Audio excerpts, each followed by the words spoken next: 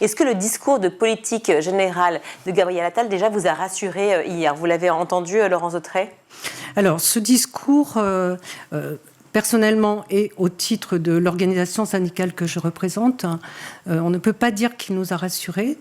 Nous nous sommes bien sûr attardés sur le volet éducatif et agricole, puisque bien évidemment le syndicat que nous représentons de l'enseignement agricole, syndicat majoritaire, se préoccupe de ces deux questions-là.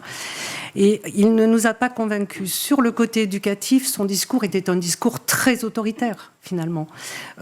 Aujourd'hui, les jeunes, contrairement à ce qu'on pourrait penser, les jeunes ont une conscience, sont très éclairés, l'étaient sans doute beaucoup plus que je ne l'étais à l'époque et beaucoup plus que certains de leurs parents.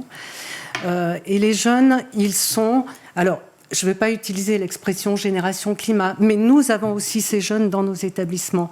Des jeunes qui aiment leur métier, qui ont envie de devenir agriculteurs, qui disent leur amour de la terre, leur passion pour le vivant, leur passion pour la nature, et qui vous voyez, ces discours très autoritaires ne peuvent pas répondre, en tout cas, de façon légitime aux questions que se posent les jeunes aujourd'hui, a fortiori dans nos établissements agricoles.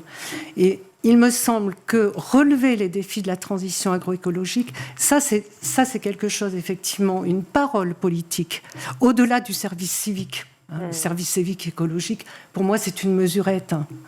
Mais vraiment dire, vous êtes la génération qui va faire cette transition et nous comptons sur vous, pour nous, ça aurait été un discours, en tout cas, qui pouvait aller dans le sens de ce que veulent entendre les jeunes aujourd'hui. Une réaction ça n'a pas aussi. été le cas. Rémi Pro, comment vivent justement tous les jeunes de votre campus? Je le rappelle, vous êtes directeur du campus Bougainville de Brie-Contrebert. Ils sont attentifs à la situation actuelle, mais ils en avaient conscience bien avant. Bien sûr. Voilà, donc rien ne les surprend pour l'instant.